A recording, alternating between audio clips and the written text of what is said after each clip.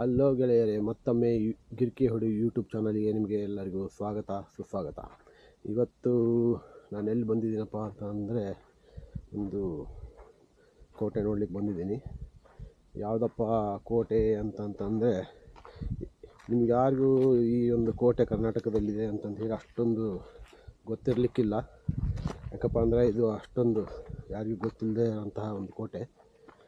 But ಈ ಕೋಟೆ ನೋಡಲಿಕ್ಕೆ ಅಷ್ಟೊಂದು ಚೆನ್ನಾಗಿಲ್ಲ ಇದ್ದರೂ ಕೂಡ ಯಾಕಪ್ಪ ಈ ಕೋಟೆ ನೋಡ್ಲಿಕ್ಕೆ ಬಂದೆ ಅಂದರೆ, ಇದು ಒಂದು ಕೋಟೆನ ಒಂದು ಗುಡ್ಡದ ಮೇಲೆ ಕಟ್ಟಿದ್ದಾರೆ. ಈ ಕೋಟೆ ಇದೆಯಲ್ಲ ಹಾಳಾಗಿದೆ, ಆದರೂ ಕೂಡ ಪರವಾಗಿಲ್ಲ, ನೋಡಲಿಕ್ಕೆ ಚೆನ್ನಾಗಿದೆ. ಇದು ಅಷ್ಟೊಂದು ಯಾರಿಗೂ ಕೂಡ ಈ ಒಂದು ಕೋಟೆ ಇಲ್ಲಿದೆ ಅಂತಂದೇಳಿ, ಕರ್ನಾಟಕದಲ್ಲಿದೆ ಅಂತಂದೇಳಿ ಯಾರಿಗೂ ಗೊತ್ತಿಲ್ಲ. ಯಾಕಂದರೆ ಇಲ್ಲಿ ಬರಲಿಕ್ಕೆ ಒಂದು ಯಾವುದೇ ಒಂದು ರಸ್ತೆಯ ವ್ಯವಸ್ಥೆ ಇಲ್ಲ. ಮತ್ತೊಂದು ಏನಪ್ಪ ಅಂತಂದರೆ, ನಮ್ಮ ಕರ್ನಾಟಕ ರಾಜ್ಯದ ಸರ್ಕಾರದ ಏನು ಪ್ರವಾಸೋದ್ಯಮ ಸಚಿವರು ಏನಿರ್ತಾರಲ್ಲ, ಅವರು ಹೇಳಲಿಕ್ಕೆ ಮಾತ್ರ ಪ್ರವಾಸೋದ್ಯಮ ಸಚಿವರು.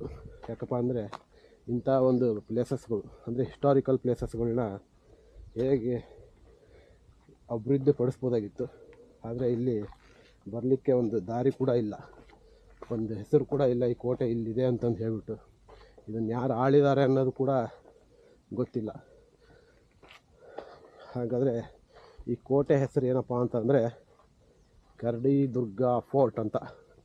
ಕರಡಿದುರ್ಗ ಫೋರ್ಟ್ ಅಂತಂದು ಹೇಳ್ಬಿಟ್ಟು ಈ ಒಂದು ಕೋಟೆ ಎಲ್ಲಿ ಬರುತ್ತಪ್ಪ ಅಂತಂದರೆ ದಾವಣಗೆರೆಯ ಹತ್ತಿರ ಬರ್ತದೆ. ದಾವಣಗೆರೆ ಹತ್ತಿರ ಅಂದರೆ ನೀವು ಚಿತ್ರದುರ್ಗ ಫೋರ್ಟ್ ಕೇಳಿರ್ತೀರ, ಮತ್ತು ಉಚ್ಚಂಗಿದುರ್ಗ ಫೋರ್ಟ್ ಕೇಳಿರ್ತೀರ. ಈ ಒಂದು ಫೋರ್ಟ್ ಎಲ್ಲಿ ಬರುತ್ತಪ್ಪ ಅಂದರೆ ದಾವಣಗೆರೆಯಿಂದ ಜಸ್ಟ್ ಒಂದು 28 ಕಿಲೋಮೀಟ್ರ್ ಬಂದರೆ ಸಿಗುತ್ತೆ. ಅಂದರೆ ನೀವು ಉಚ್ಚಂಗಿದುರ್ಗ ಹೋಗೋ ರೋಡಲ್ಲಿ ಬಂದರೆ ಈ ಒಂದು ಕೋಟೆ ಸಿಗುತ್ತೆ. ಈ ಕೋಟೆ ಹೇಗಿದೆ ಅಂತಂದು ಹೇಳ್ಬಿಟ್ಟು ನಿಮಗೆಲ್ಲರೂ ತೋರಿಸ್ತೀನಿ. ಬನ್ನಿ ನೋಡೋಣ ಹೇಗಿದೆ ಅಂತ ತೋರಿಸ್ತೀನಿ. ನೋಡಿ, ಅಲ್ಲಿ ಕಾಣ್ತಾ ಇರ್ಬೋದು ನಿಮಗೆ ಕೋಟೆಯ ಒಂದು ಬುರ್ಜ್ ಕಾಣ್ತಾ ಇದೆ ಅಂತ ಅನಿಸುತ್ತೆ. ಸುತ್ತಲೂ ಬಂಡೆ ಕಲ್ಲುಗಳ ಒಂದು ಗುಡ್ಡ ಇದು. ಎಲ್ಲಿ ನೋಡಿದರೂ ಗುಡ್ಡ, ಕಲ್ಲುಗಳ ಬಂಡೆ. ನಿಜವಾಗ್ಲೂ ಇಲ್ಲಿ ಯಾರೂ ಇಲ್ಲ, ನನ್ನ ಬಂದುಬಿಟ್ರೆ. ಈಗ ನೋಡೋಣ, ಹೋಗೋಣ ಹೇಗಿದೆ ಅಂತ ಹೇಳ್ಬಿಟ್ಟು ತೋರಿಸ್ತೀನಿ. ಸುತ್ತಲೂ ಬರೀ ಕಲ್ಲು ಬಂಡೆಗಳಿಂದ ಕೂಡಿದ ಒಂದು ಗುಡ್ಡ ಇದು. ಮೋಸ್ಟ್ಲಿ ಈ ಥರ ಗುಡ್ಡಗಳನ್ನೇ ಯಾಕೆ ಬಳಸ್ತಾ ಇದ್ರಪ್ಪ ಆವಾಗಿನ ಕಾಲದಲ್ಲಿ ಕೋಟೆಗಳನ್ನ ಕಟ್ಟಲಿಕ್ಕೆ ಅಂತಂದರೆ, ಒಂದು ಈ ಗುಡ್ಡಗಳ ಹೈಟ್ ಯಾಕಪ್ಪ ಅಂತಂದರೆ ಈ ಗುಡ್ಡದ ಮೇಲಿಂದ ವೈರಿಯ ಒಂದು ಸಂಚಾರಗಳನ್ನು ನೋಡ್ಬೋದಾಗಿತ್ತು. ಅಂದರೆ ಕಾವಲು ಮಾಡಲಿಕ್ಕೆ ಸುಲಭವಾಗ್ತಿತ್ತು. ವೈರಿಗಳು ಎಲ್ಲಿಂದ ಬರ್ತಾರೆ ಅಂತಂದು ಹೇಳಿ ನೋಡಲಿಕ್ಕೆ ಭಾಳ ಅನುಕೂಲ ಆಗ್ತಾಯಿತ್ತು. ಇನ್ನೊಂದು ಕಾರಣ ಏನಪ್ಪ ಅಂತಂದರೆ, ಇಲ್ಲಿರುವಂಥ ಒಂದು ಬಂಡೆಗಲ್ಲುಗಳಿಂದ ಮನೆಗಳನ್ನು, ಕೋಟೆಗಳನ್ನು ಸುಸಜ್ಜಿತವಾಗಿ ಅವರಿಗೆ ಬೇಕಾದ ಹಾಗೆ ಕಟ್ಕೊಳ್ಬೋದಾಗಿತ್ತು. ಆ ಕಾರಣಗಳಿಂದ ಕೋಟೆಗಳ ಮೇಲೆ, ಗುಡ್ಡಗಳ ಮೇಲೆ ಒಂದು ಕೋಟೆಗಳನ್ನು ಕಟ್ತಾಯಿದ್ರು ಅಂತ ಅನಿಸುತ್ತೆ. ಅವಾಗ ಇದರಲ್ಲಿ ಹೇಳ್ಬೇಕಂದ್ರೆ ಇಲ್ಲಿ ಈ ಕೋಟೆಗೆ ಹೋಗಲಿಕ್ಕೆ ದಾರಿನೇ ಇಲ್ಲ. ಗುಡ್ಡ ಹತ್ಕೊಂಡು ಬರ್ತಾ ಇದ್ದೀನಿ. ಬನ್ನಿ ನೋಡೋಣ ಹೇಗಿದೆ ಅಂತ. ಕಾಣಿಸ್ತಾ ಇದೆಯಾ ನಿಮಗೆ ಕೋಟೆ? ಇದುವರೆಗೂ ಯಾರು ಇನ್ನೂ ನನ್ನ ಚಾನಲ್ಗೆ ಸಬ್ಸ್ಕ್ರೈಬ್ ಆಗಿಲ್ವೋ ಅವರೆಲ್ಲ ಸಬ್ಸ್ಕ್ರೈಬ್ ಆಗಿ ಅಂತ ಹೇಳಲಿಕ್ಕೆ ಇಷ್ಟಪಡ್ತೀನಿ. ಯಾಕಪ್ಪ ಅಂದರೆ ನೀವು ಸಬ್ಸ್ಕ್ರೈಬ್ ಆಗೋಕ್ಕೆ ಯಾವುದೇ ದುಡ್ಡು ಕೊಡಬೇಕಾಗಿಲ್ಲ. ನಾನು ಹೊಸ ಒಂದು ವಿಡಿಯೋಗಳನ್ನು ನೋಡ್ಬೋದು. ನೀವು ಸಬ್ಸ್ಕ್ರೈಬ್ ಆಗಿ ಅಂತ ಹೇಳ್ತೀನಿ. ಬನ್ನಿ ನೋಡಿ ಕೋಟೆಯ ಒಂದು ದೃಶ್ಯ. 2 ಬುರ್ಜ್ಗಳಿವೆ. ಅಲ್ಲೊಂದು ಆಂಜನೇಯ ಸ್ವಾಮಿ ದೇವಸ್ಥಾನ ಇದೆ.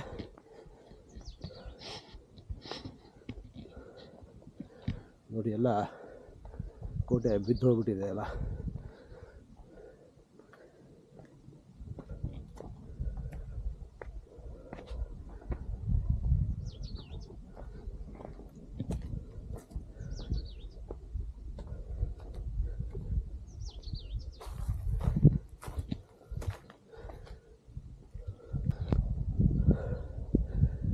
ನೋಡಿ ಇವಾಗ ನೀವು ನೋಡ್ತಾ ಇದ್ದೀರಲ್ಲ, ಇದು ಒಂದು ಕೋಟೆಯ ದೃಶ್ಯ. ಎಷ್ಟು ಚೆನ್ನಾಗಿ ಅಭಿವೃದ್ಧಿಪಡಿಸ್ಬೋದಾಗಿತ್ತು ಸರ್ಕಾರದವರು, ಆದರೆ ದುಡ್ಡು ಮಾತ್ರ ತಿನ್ನಲಿಕ್ಕೆ ಹೆಸರಿಗೆ ಮಾತ್ರ ಪ್ರವಾಸೋದ್ಯಮ ಸಚಿವರಾಗಿರ್ತಾರೆ. ನೋಡಿ ಇಲ್ಲಿ ಬರಬೇಕಂದ್ರೆ ಒಂದು ಬೋರ್ಡ್ ಇಲ್ಲ, ಒಂದು ಸರಿಯಾದ ರಸ್ತೆ ಇಲ್ಲ. ಇಲ್ಲೇ ಸುತ್ತಮುತ್ತ ಇರೋ ಜನರಿಗೆ ಈ ಒಂದು ಕೋಟೆಯ ಒಂದು ಇತಿಹಾಸ ಗೊತ್ತಿಲ್ಲ ಅಂದರೆ ಅರ್ಥ ಮಾಡಿಕೊಡ್ರಿ ನೀವು ಎಷ್ಟು ನಮ್ಮ ಸರ್ಕಾರ ಒಂದು ಪ್ರವಾಸೋದ್ಯಮದಲ್ಲಿ ಹಿಂದೆ ಬಿದ್ದಿದೆ ಅಂತಂದು ಅರ್ಥ ಆಗುತ್ತೆ. ನೋಡಿ ಕೋಟೆಯನ್ನು ಒಳ ಪ್ರದೇಶದ ಮೇಲೆ ಒಂದು ಆಂಜನೇಯ ಸ್ವಾಮಿ ದೇವಸ್ಥಾನ ಕಾಣುತ್ತೆ ನಿಮಗೆ.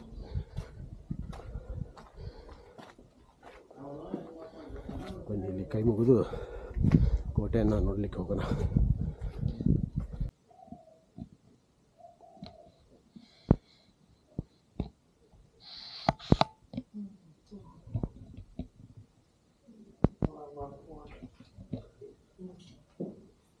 ನೋಡಿ ಒಂದು ಆಂಜನೇಯ ಸ್ವಾಮಿ ದೇವಸ್ಥಾನದಲ್ಲಿ ಆಂಜನೇಯನ ಮೂರ್ತಿ ನೋಡಿ ಎಷ್ಟು ದೊಡ್ಡದಿದೆ.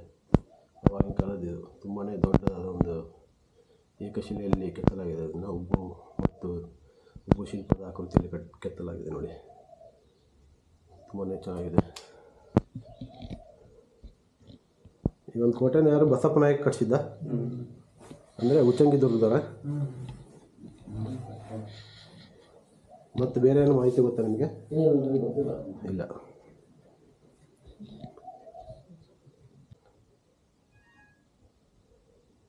ಒಂದು ಶಾಸನ ಇರೋದು ಕೂಡ ಅಷ್ಟೊಂದು ಕ್ಲೀನಾಗಿ ಅಕ್ಷರಗಳು ಯಾವುದು ಗೊತ್ತಾಗೋದಿಲ್ಲ ಏನು ಅಂತಂದು ಹೇಳ್ಬಿಟ್ಟು. ನೋಡಿ ಈ ಥರ ಒಂದು ಕೋಟೆ ಎಲ್ಲ ಹಾಳಾಗೋಗಿದೆ, ಬಟ್ ಕೋಟೆಯ ಅವಶೇಷಗಳನ್ನು ನೀವು ನೋಡ್ಬೋದು. ಇಲ್ಲಿ ಇದೆ ಏನೋ ಒಂಥರ ವೃತ್ತಾಕಾರವಾಗಿ ಮಾಡಿದ್ದಾರೆ. ಬಹುಶಃ ಏನಾದರೂ ದಾಸ್ತಾನುಗಳು ಮಾಡಲಿಕ್ಕೆ ಮಾಡಿರುವಂಥ ಒಂದು ಸಣ್ಣದಾದ ಒಂದು ಬುರ್ಜುಗಳ ಆಕೃತಿ ಮಾಡ್ಕೊಂಡಿದ್ದಾರೆ.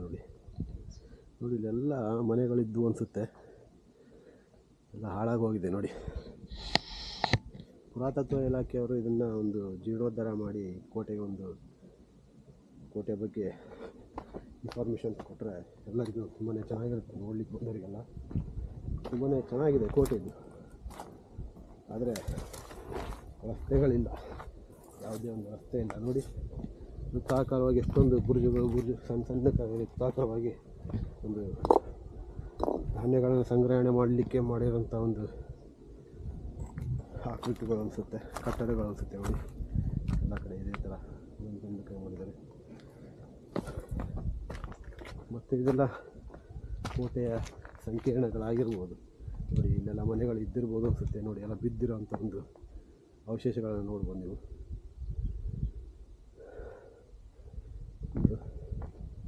ಈ ಒಂದು ಪುರಾತತ್ವ ಇಲಾಖೆಯವರಿಗೆ ಅಥವಾ ಈ ರಾಜ್ಯ ಸರ್ಕಾರಗಳಿಗೆ ಅಥವಾ ಪ್ರವಾಸೋದ್ಯಮ ಇಲಾಖೆಗಳಿಗೆ ಯಾವುದೇ ಒಂದು ಜವಾಬ್ದಾರಿ ಇಲ್ಲ ಅನಿಸುತ್ತೆ.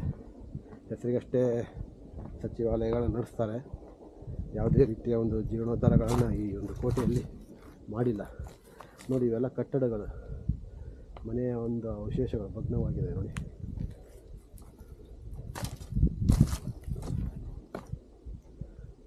ನೋಡಿ ಇಲ್ಲಿ ಮನೆ ಇತ್ತಪ್ಪ ಅನ್ನೋಕ್ಕೆ ಒಂದು ಏನು ಕಾರಣ ಅಂದರೆ ನೋಡಿ ಅಲ್ಲಿ ಚೌಕಾಕಾರವಾಗಿ ಒಂದು ಗೂಡುಗಳನ್ನು ಮಾಡ್ಕೊಂಡಿದ್ದಾರೆ. ಎಲ್ಲ ಗಿಡ ಗಂಟೆಗಳು ಬೆಳೆದುಬಿಟ್ಟಿವೆ. ಹಾಗಾಗಿ ಏನೊಂದು ಗೊತ್ತಾಗೋದಿಲ್ಲ ಇದು ಅರಮನೆ ಇತ್ತು ಅಥವಾ ಜನಗಳು ಇಲ್ಲಿ ಆಶ್ರಯ ಪಡೆದಿದ್ರು ಅನ್ನೋದು ಒಂದು ಗೊತ್ತಾಗಲ್ಲ.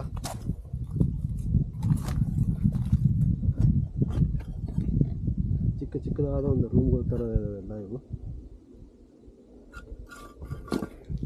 ನೋಡ್ಬೋದು. ಆವಾಗಿನ ಕಾಲದಲ್ಲಿ ಮಾಡಿರೋವಂಥ ಒಂದು ಚೌಕಾಕಾರದ ಗೂಡುಗಳನ್ನು ನೋಡಿ, ಸಾಮಾನುಗಳನ್ನು ಅದನ್ನೆಲ್ಲ ಇಟ್ಕೊಳ್ಳಿಕ್ಕೆ ಮಾಡಿರೋಂಥ ಒಂದು ಚಿಕ್ಕದಾದ ಒಂದು ಗೂಡುಗಳು ನೋಡ್ಬೋದು ನೀವು. ಚಿಕ್ಕದಾದ ಒಂದು ಕೋಟೆ ಆದರೂ ಕೂಡ ಬಹಳ ಚೆನ್ನಾಗಿ ಕಟ್ಟಿದ್ದಾರೆ ಇದನ್ನು. ಬಟ್ ಅದನ್ನು ಇಲ್ಲಿ ಜನ ಅಥವಾ ಸರ್ಕಾರಗಳು ಉಳಿಸ್ಕೊಂಡು ಹೋಗಿಲ್ಲ. ನೋಡಿ ಇಲ್ಲೆಲ್ಲ ಯಾವ ಥರ ಗಿಡಗಂಡಿಗಳು ಬೆಳೆದ್ಬಿಟ್ಟಿವೆ. ನಿಜವಾಗ್ಲೂ ಒಂದು ಜೀರ್ಣೋದ್ಧಾರ ಮಾಡಿದರೆ ತುಂಬ ಒಳ್ಳೆಯ ಕೋಟೆ ಆಗ್ತಿತ್ತು. ನೋಡಲಿಕ್ಕೆ ಜನರಿಗೆ ಒಂದು ಪ್ರವಾಸೋದ್ಯಮ ಒಂದು ತಾಣ ಆಗ್ತಿತ್ತು. ಅದನ್ನು ಈ ಸರ್ಕಾರಗಳು, ಕರ್ನಾಟಕ ಸರ್ಕಾರಗಳು ಯಾರೇ ಬರಲಿ, ಯಾರೇ ಇದ್ದರೂ ಕೂಡ ಒಂದು ಉಳಿಸ್ಕೊಂಡು ಹೋಗೋ ಒಂದು ಕೆಲಸವನ್ನು ಮಾಡಿಲ್ಲ.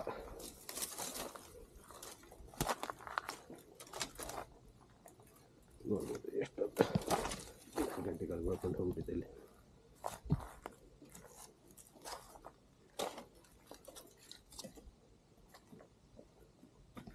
ನೋಡಿ ಸಣ್ಣ ಸಣ್ಣ ರೂಮು ಆ ಥರ ಗೂಡು ಗೂಡು ಮಾಡ್ಕೊಂಡಿದ್ದಾರೆ.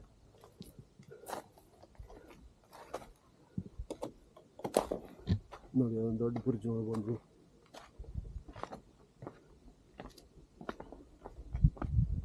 ಬಹುಶಃ ಯಾವುದಾದ್ರೂ ಒಬ್ಬ ರಾಜನ ಒಂದು ಅರಮನೆ ಆಗಿರ್ಬೋದು ಇದು. ಮತ್ತೆ ಬನ್ನಿ ತೋರಿಸ್ತೀನಿ ನೋಡಿ ನಿಮಗೆ. ಈ ಕೋಟೆ ಒಂದು ಬಾಗಿಲು ಅಂದರೆ ಕೋಟೆ ಗೋಡೆ ಅಂತಾರಲ್ಲ, ಅದನ್ನು ಹತ್ತಿದರೆ ನಿಮಗೆ ಈ ಥರ ಒಂದು ವ್ಯೂ ಸಿಗುತ್ತೆ. ನೀವು ಅಲ್ಲಿ ನೋಡ್ಬೋದು. ಅಲ್ಲಿ ನೋಡಿ ಏನು ಕಾಣ್ತಾ ಇದೆ ಹೇಳಿ, ಉಚ್ಚಂಗಿ ದುರ್ಗ. ಉಚ್ಚಂಗಿ ದುರ್ಗದ ಒಂದು ಕೋಟೆ ಕಾಣುತ್ತೆ ನೋಡಿ. ಅಲ್ಲಿ ಉಚ್ಚಂಗಿ ದುರ್ಗದ ಒಂದು ಕೋಟೆ ನೋಡ್ಬೋದು ನೀವು ಅಲ್ಲಿ ಸುತ್ತಲೂ. ನೋಡಿ ದೊಡ್ಡದಾದ ಒಂದು ಬೃಹತ್ತಾದ ಬಂಡೆಯ ಮೇಲೆ ಇದು ಒಂದು ಕೋಟೆಯನ್ನು ಕಟ್ಟಿದ್ದಾರೆ.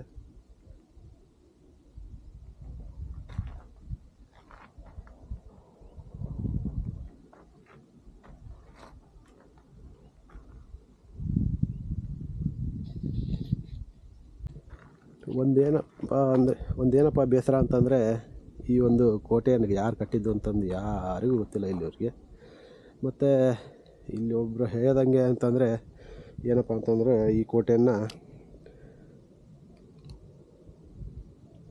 ಭಾಳ ಬಿಸಿಲಿದೆ. ಈ ಕೋಟೆಯನ್ನು ಯಾರು ಕಟ್ಟಿದ್ರಪ್ಪ ಅಂತಂತಂದರೆ ಇಲ್ಲಿ ಹೇಳಿದ್ರು, ಒಬ್ರು ಹೇಳಿದ್ರು ಏನಂತಂದರೆ ಬಸಪ್ಪ ನಾಯಕ ಅಂತಂದು ಹೇಳಿ ಕಟ್ಟಿದ್ರು ಅಂತಂದು ಹೇಳಿ. ಯಾರಪ್ಪ ಬಸಪ್ಪ ನಾಯಕ ಅಂದರೆ ಈ ಉಚ್ಚಂಗಿ ದುರ್ಗವನ್ನು ಆಳ್ತಾ ಇದ್ದ ಒಬ್ಬ ರಾಜರುಗಳಲ್ಲಿ ಒಬ್ಬರಾಗಿದ್ದರು ಅಂತ ಅನಿಸುತ್ತೆ.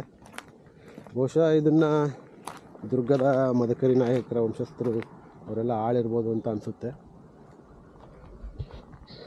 ನೋಡಿ ಹೇಗೆ ಕಾಣುತ್ತೆ ಕೋಟೆ ಇಲ್ಲಿಂದ, ಎಲ್ಲ ಅವಶೇಷಗಳು ನೋಡಿ. ಎಷ್ಟು ಚೆನ್ನಾಗಿ ಗೋಡೆಗಳಿದ್ದಾವೆ, ಅವನ್ನ ಒಂದು ಸುಸ್ಥಿತಿಯಲ್ಲಿ ಕಾಪಾಡ್ಕೊಂಡು ಬಂದಿದ್ದರೆ ಎಷ್ಟು ಚೆನ್ನಾಗಿರೋದು ಅಂತ ಅನಿಸುತ್ತೆ. ಬಟ್ ಯಾರೂ ಅದನ್ನ ಪ್ರಯತ್ನ ಮಾಡಿಲ್ಲ ಈ ಘನತೆಯುತ ಸರ್ಕಾರಗಳು.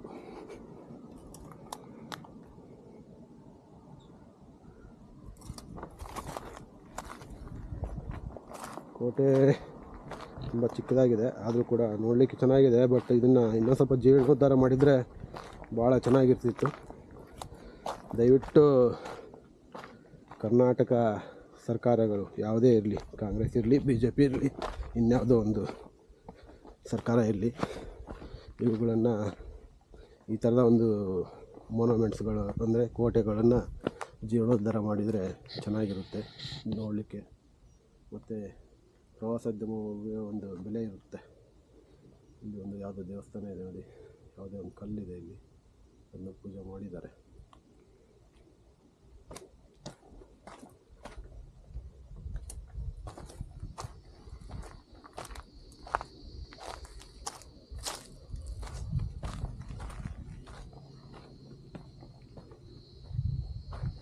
ನೋಡ್ಬೋದು ಇವೆಲ್ಲ ಈ ಎಲ್ಲ ಅರ್ಧಂಬರ್ಧ ಬಿದ್ದಿರೋಂಥ ಅವಶೇಷಗಳನ್ನು ನೋಡ್ಬೋದು.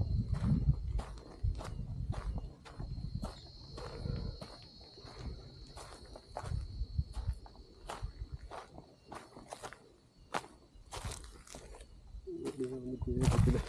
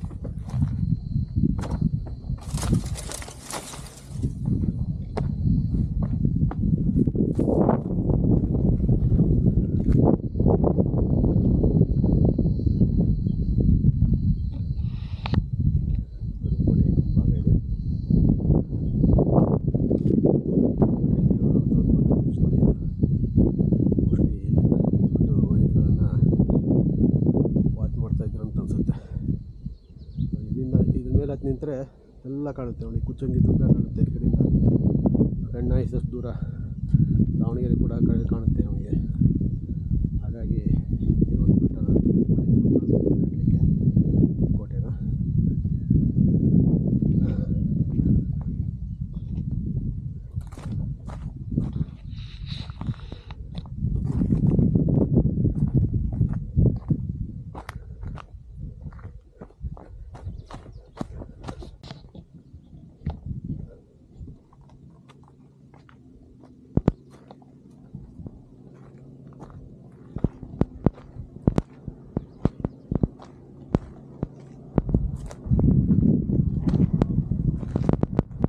ಕೋಟೆ ಒಂದು ಇನ್ನೊಂದು ಭಾಗ ಬಂದರೆ ನೀವು ಈ ಥರ ಕೋಟೆಯ ಒಂದು ಬಾಗಿಲ ಮೇಲೆ, ಕೋಟೆ ಗೋಡೆ ಮೇಲೆ ನಿಂತು ನೋಡಿದರೆ ಅಲ್ಲಿ ಒಂದು ಬುರ್ಜ್ ಕಾಣುತ್ತೆ. ಹಾಗೆ ಅದೊಂದು ಕೋಟೆಯ ಒಂದು ಗೋಡೆಗಳು ಕೂಡ ಅದು ಎಲ್ಲ ಬಿದ್ದೋಗಿದೆ. ಅದು ಬಿದ್ದೋಗಿರೋ ಒಂದು ಕೋಟೆಯ ಗೋಡೆಯನ್ನು ಕೂಡ ನೋಡ್ಬೋದು ನೀವು. ನೋಡಿ ಅಲ್ಲಿ ನೀರು ನಿಲ್ಲಲಿಕ್ಕೆ ಅಂತ ಒಂದು ಹೊಂಡ ಕೂಡ ಮಾಡ್ಕೊಂಡಿದ್ದಾರೆ. ಚಿಕ್ಕ ರೂಮ್ ಹೊಂಡ ಇಟ್ಟಿದ್ದಾರೆ. ಬಹುಶಃ ಇಲ್ಲೊಂದು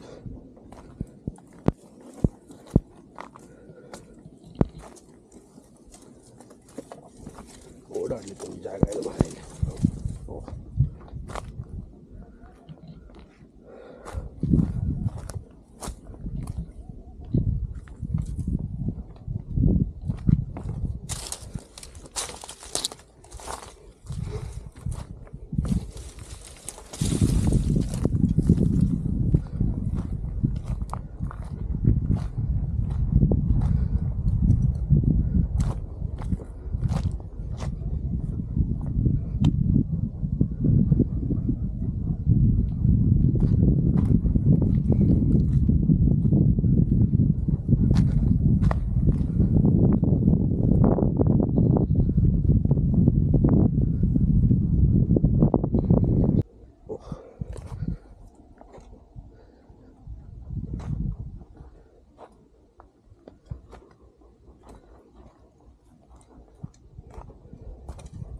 ಯಾವುದೇ ಒಂದು ಜಾಗ ಇಲ್ಲ ಇಲ್ಲಿ ಅಡ್ಡಾಡಿ ಹೋಗ್ಲಿಕ್ಕೆ ಬರಲಿಕ್ಕೆ ಅನ್ಸುತ್ತೆ.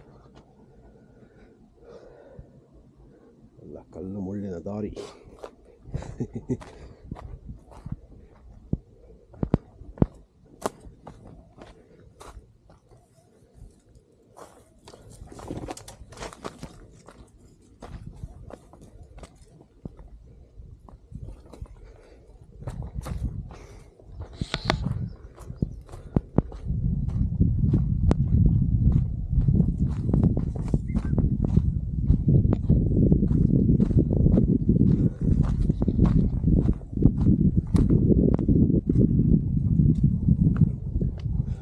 ಇದೆಲ್ಲ ಕೋಟೆ ಒಂದು ಬಯಲುಗಳಿವೆಲ್ಲ ನೋಡಿ, ಎಲ್ಲ ಹಾಳಾಗೋಗಿದೆ.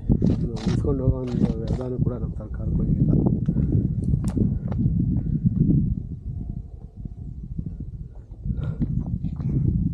ಅಲ್ಲೊಂದು ಏನಿದೆ ನೋಡೋಣ ಅಂದ್ಕೊಂಡು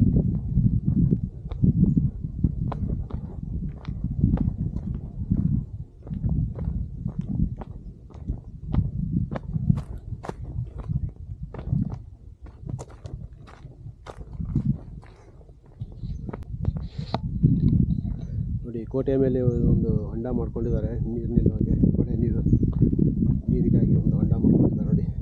ಇದು ನೀರನ್ನ ಈ ಕೋಟೆಯ ಜನ ಬಳಸ್ತಾ ಇದ್ರು ಅಂತ ಅನಿಸುತ್ತೆ.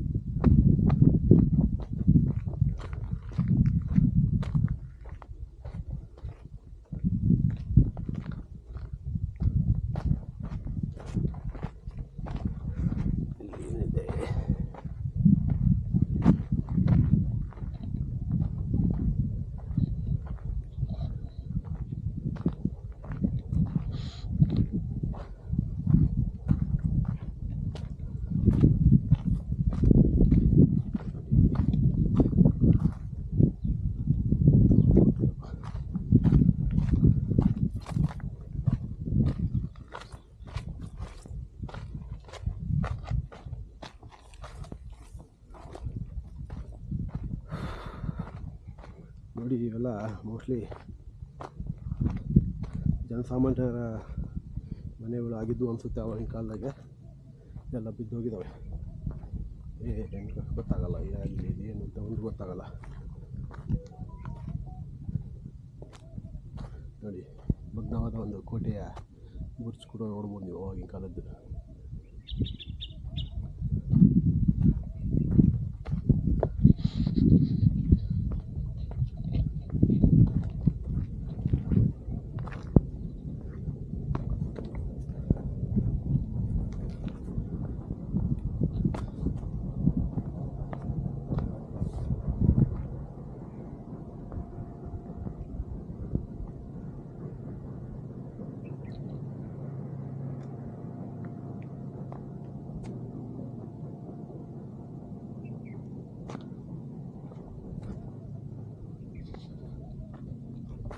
ನೋಡಿ ದೂರದಿಂದ ನಿಮಗೆ ಚಿತ್ರದುರ್ಗದ ಒಂದು ಬೆಟ್ಟಗಳು ಕೂಡ ಕಾಣ್ಬೋದು ಅನಿಸುತ್ತೆ. ನೋಡಿ ಚಿತ್ರದುರ್ಗದ ಕೋಟೆ ಕಾಣ್ತಾ ಇದೆ ಅಂತ ಅನಿಸುತ್ತೆ. ಬಟ್ ಫಾಗ್ ಒಂಥರ ಹ್ಯುಮಿಡಿಟಿ ಇರೋದ್ರಿಂದ ಏನು ಕಾಣ್ತಾ ಇಲ್ಲ. ಇಲ್ಲಿನ ಕೋಟೆ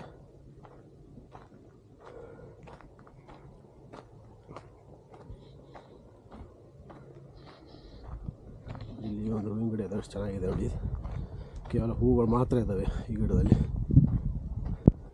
ಯಾರಿಗಾದರೂ ಹೆಸರು ಗೊತ್ತಿದ್ದರೆ ಹೂವಿನ ಗಿಡದ್ದು ಕಮೆಂಟ್ ಬಾಕ್ಸಲ್ಲಿ ಕಮೆಂಟ್ ಮಾಡಿ.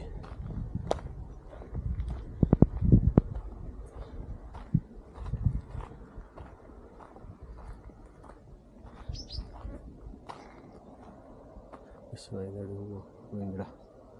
ಅವಾಗಿನ ಕಾಲದ್ದೇ ಇರ್ಬೋದು, ಇದು ರಾಜರ ಕಾಲದ್ದು.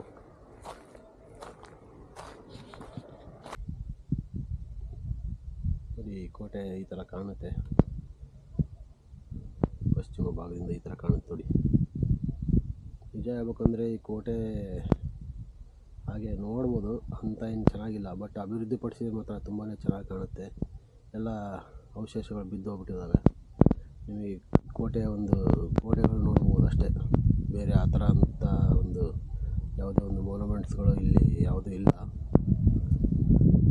ಕೋಟೆ ನೋಡಲಿಕ್ಕೆ ದೊಡ್ಡದಾನೇ ಇದೆ, ಬಟ್ ಎಲ್ಲ ಒಂದು ಮನೆಗಳ ಸಂಕೀರ್ಣ ಅಂತ ಅನ್ಬೋದು. ಎಲ್ಲ ಬಿದ್ದೋಗ್ಬಿಟ್ಟಿದ್ದಾವೆ. ಯಾವುದೇ ರೀತಿಯ ಒಂದು ಜೀರ್ಣೋದ್ಧಾರ ಈ ಒಂದು ಕೋಟೆಯಲ್ಲಿ ಆಗೇ ಇಲ್ಲ ಅಂತ ಅನಿಸುತ್ತೆ. ಕರ್ನಾಟಕ ಸರ್ಕಾರದ ಒಂದು ಪ್ರವಾಸೋದ್ಯಮ ಸಚಿವರು ಇದರ ಬಗ್ಗೆ ಒಂದು ಗಮನ ಹರಿಸಿ ಈ ಒಂದು ಕೋಟೆನ ಅಭಿವೃದ್ಧಿಪಡಿಸಬೇಕು ಅಂತ ತಮ್ಮಲ್ಲಿ ಕೇಳ್ಕೊತೀನಿ. ಇದುವರೆಗೂ ಈ ವಿಡಿಯೋನ ಯಾರ್ಯಾರು ನೋಡಿದ್ದೀರಲ್ಲ ಅವರೆಲ್ಲ ನನ್ನ ಚಾನಲ್ಗೆ ಸಬ್ಸ್ಕ್ರೈಬ್ ಆಗಿ ಅಂತ ಹೇಳಲಿಕ್ಕೆ ಇಷ್ಟಪಡ್ತೀನಿ. ತಪ್ಪದೆ ಸಬ್ಸ್ಕ್ರೈಬ್ ಆಗಿ ಅಂತ ಹೇಳಲಿಕ್ಕೆ ಇಷ್ಟಪಡ್ತೀನಿ. ಲೈಕ್ ಮಾಡಿ, ಹಾಗೆ ಕಮೆಂಟ್ಗಳನ್ನ ಕೂಡ ಮಾಡಿ, ಮತ್ತು ಶೇರ್ ಮಾಡಿ ನಿಮ್ಮ ಫ್ರೆಂಡ್ಸ್ಗಳಿಗೆ ಅಂತ ಹೇಳಲಿಕ್ಕೆ ಇಷ್ಟಪಡ್ತೀನಿ. Thank you very much.